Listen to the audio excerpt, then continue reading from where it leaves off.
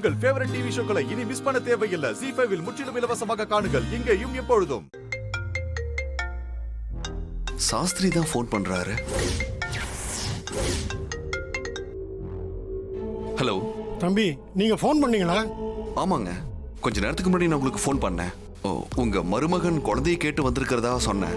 நீங்க கூட குழந்தைய அவர்கிட்ட கொடுத்துருங்கன்னு சொன்னீங்களே. ஆ? என்ன தம்பி சொல்றீங்க? நான் அப்படி சொல்லவே இல்லையே.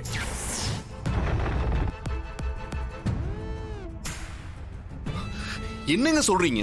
நீங்க சொன்னதுனாலதான் நான் குழந்தைய உங்க மாப்பிள்ளை கிட்ட கொடுத்து அனுப்புனேன்.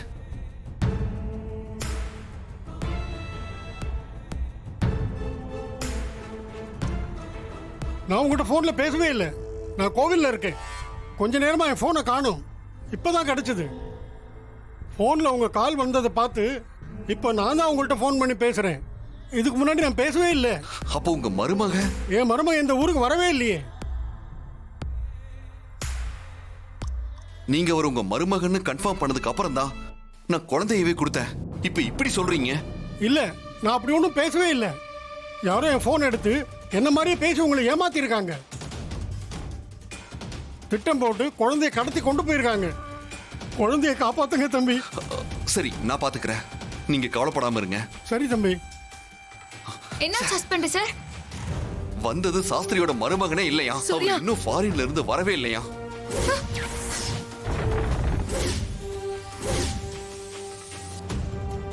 என்னது? அப்போ குழந்தைய வாங்கிட்டு போனது யாரு? அது அவருக்கும் தெரியல. யாரோ வந்து சாஸ்திரி மருமகன்னு போய் சொல்லி குழந்தைய வாங்கிட்டு போயிருக்காங்க.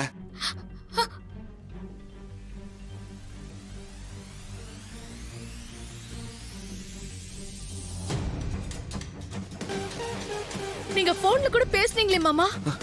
அப்ப என்கிட்ட சாஸ்திரி பேசலன்னு சொல்றாரு. கொஞ்ச நேரமா ஒரு போனை காணோமா? இப்பதான் போன் கிடைச்சது. என் கால் இருந்ததை பார்த்துட்டு எனக்கு போன் பண்ணிருக்காரு.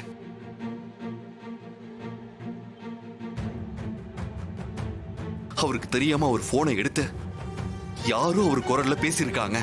குழந்தைய கடத்திருக்காங்க. ஐயோ,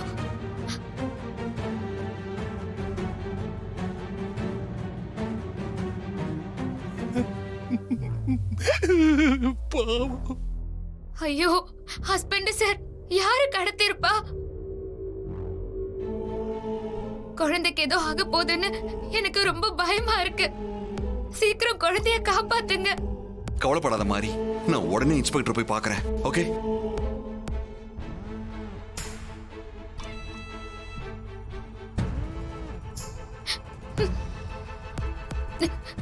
ZEE5 ஆப்பை டவுன்லோட் செய்து அனைத்து எபிசோடுகளையும் இலவசமாக பாருங்க.